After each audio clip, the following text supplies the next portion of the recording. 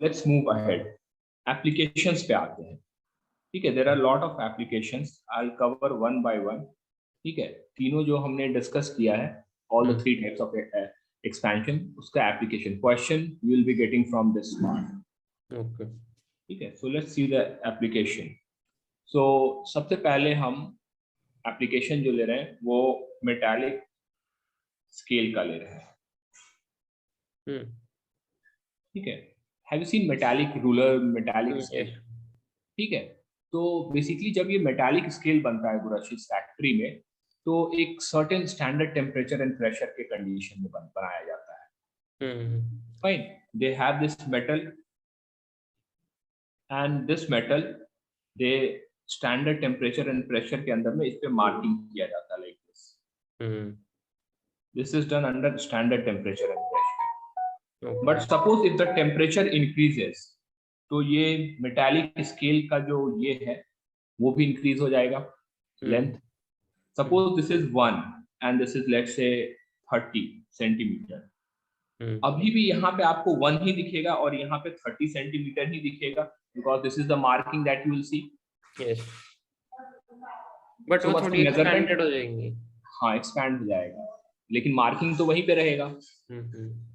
तो basically temperature हम T से इंक्रीज कर रहे हैं, और आपको जो भी था इनिशियल टेम्परेचर से final temperature, let's say delta T से टेम्परेचर इंक्रीज कर रहे हैं। तो डेल्टा T से जब टेम्परेचर इंक्रीज कर रहे हैं तो 1 और 30 वहीं पे है गुराशी। हाँ, राइट। तो अब जो आप रीडिंग ले रहे होंगे वो रीडिंग गलत ले रहे होंगे। राइट। ठीक है, अब बराबर बराबर एक्सपैंड हो रहे होंगे। सो 1 यूनिट, ठीक है, 1 यूनिट जो होगा अब कितना हो जाएगा, 1 plus 1 alpha delta T. This is new unit कह सकते हैं आप। जो आप कहना चाह रहे हैं कि 1 सेंटीमीटर विल बी 1 प्लस, मतलब आप 1 सेंटीमीटर मेजर कर रहे हैं, तो न्यू जो हो जाएगा is 1 into 1 plus alpha delta T हो जाएगा। So can I write here, Gurashi, that true measurement is measured length into 1 plus alpha delta t. Yes. Understood? So this is one application कि यदि आप कहीं भी मेटालिक स्केल से measurement कर रहे हैं तो true measurement will be equal to measured length into 1 plus alpha delta t. तो मेजर्ड लेंथ और ट्रू मेजरमेंट, इन दोनों के बीच में वर्ड में मतलब फर्क समझ में आया?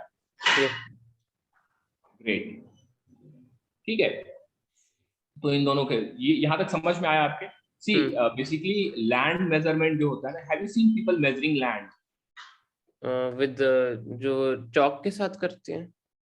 मींस जो लैंड सर्वेयर होते हैं, ऑफिशियल लैंड सर्वेयर जो होते हैं, they measure the land using metallic scale. Okay, ठीक है, मेटल का स्केल, मेटल का होता है, वो फोल्डेबल टाइप का होता है, अलग टाइप का होता है, जंजीरें लगी हुई होती हैं। Fine, so that metal is made up of special type of substance whose expansion is very very very less. Alpha जो होता है उसका बहुत ही कम होता है, ताकि गर्मी में या जाड़े में या बरसात में जब वो किसी का लैंड मेजर करने जाए तो एरर जो है वो मिनिमल रहे।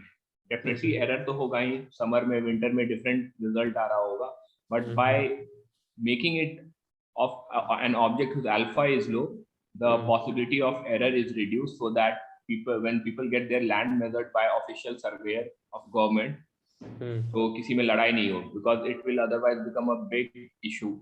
Coming to the second application, this is metallic pendulum clock. See, nowadays it doesn't matter much, but earlier they used to have pendulum clock. आपने देखा है pendulum clock कैसे वर्क करता है?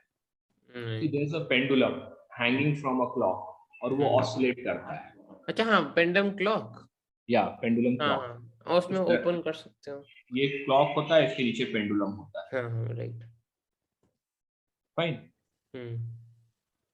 तो पहले अब नहीं आता है pendulum clock. Now the clock are based like, अब क्या होता है, अब हमारे पास दो बैटरी होते हैं. ठीक है, दो बैटरी होते हैं, दो बैटरी लगाते हैं, एक नीचे वाले को मूव करता है, एक घड़ी को मूव करता है.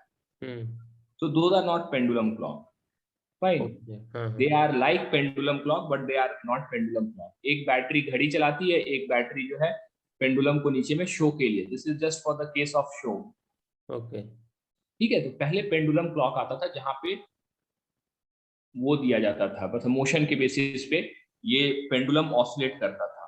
ठीक है, पेंडुलम ऑसिलेट करता था और पेंडुलम के ऑसिलेशन का एक काउंटर लगा होता था इस घड़ी. क्या कह रहे हैं, तो वही पेंडुलम के मोशन के लिए वहां पे एक जैसे फोर्स्ड ऑसिलेशन होता है ना, एनर्जी सप्लाई करने के लिए चाबी डालते हैं. Right right. ठीक है, तो ये घड़ी कैसे मूव करता था कि ये पेंडुलम के मोशन को काउंट करता था. ओके. पेंडुलम के मोशन को काउंट करता था कि ये कितने बार ऑसिलेट किया.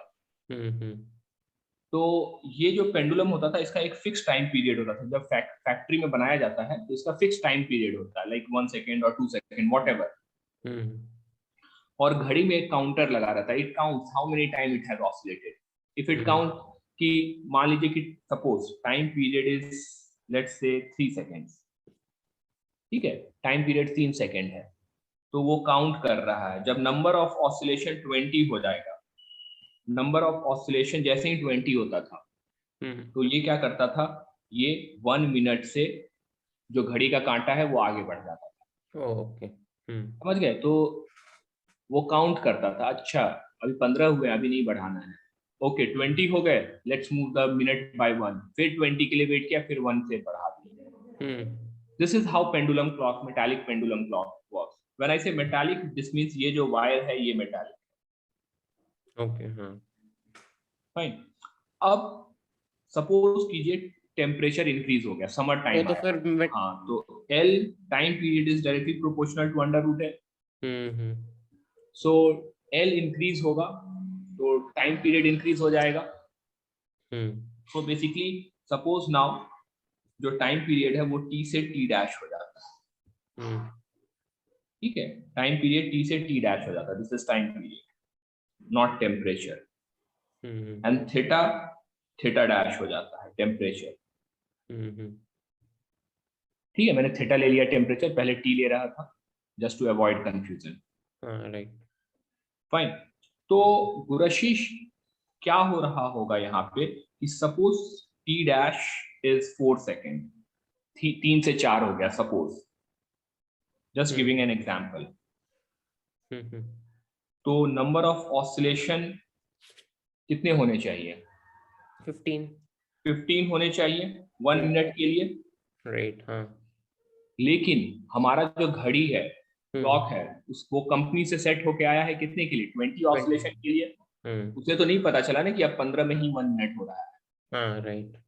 सो बट फॉर ये एन डैश है, for n is equal to 20, time जो ये ले रहा होगा दैट इज 20 into 4, 80 सेकेंड्स. हाँ, तो ये उसे स्लो कर देगा. ग्रेट. तो अब वो क्या होगा कि 80 सेकेंड पे 1 मिनट बढ़ेगा.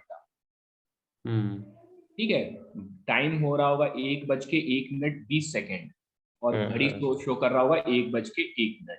राइट. हाँ. Got it? So clock slows down. ये समझ में आ गया? In which if temperature decreases,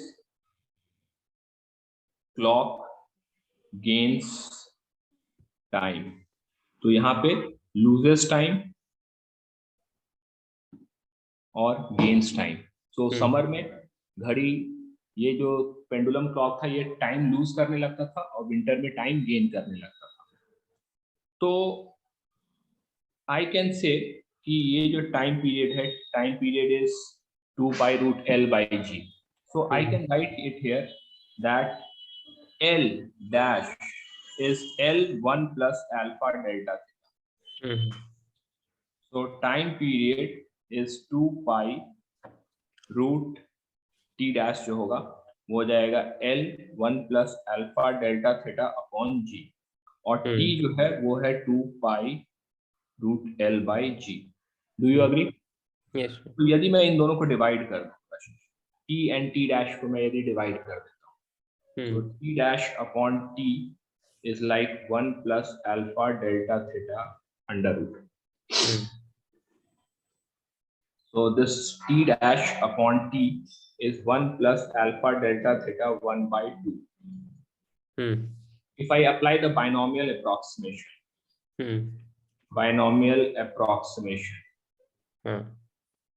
so binomial approximation is t dash upon t is 1 plus 1 by 2 alpha delta theta. क्योंकि अल्फा बहुत ही छोटा होता है, it is like in 10 to the power -6 -7 में होता है अल्फा, ठीक है, for solids. So alpha delta theta, like 20-30 degree temperature increase or 40 degrees, alpha delta theta will be a very small term compared to 1. So we can apply binomial approximation as alpha is very small. So I'll get t dash by t minus 1 is equal to half alpha delta theta. So t dash minus t upon t is half alpha delta theta. This is delta t by t is half alpha delta theta. ठीक है, इसका मैं यहाँ पे mod put कर देता हूँ, because I want a positive value. Negative value भी आएगा, मैं उसका मतलब समझा देता हूँ, पॉजिटिव आएगा नेगेटिव आएगा विदाउट मॉड, उसका क्या मतलब है। तो this t dash delta t by delta t, it tells us increase or decrease या loss or gain in time per second. ये loss या gain in time बता रहा है per second. तो यदि डेल्टा t ग्रेटर देन 0 होगा, मतलब एक्सपेंशन हो रहा है, तो लॉस हो रहा होगा, इसका मतलब लॉस है। तो ये जो एक्सप्रेशन दे रहा होगा ये लॉस पर सेकेंड बता रहा होगा। और यदि डेल्टा t नेगेटिव होगा तो ये गेन बता रहा होगा, सेम एक्सप्रेशन गेन बताने लगेगा। फाइन।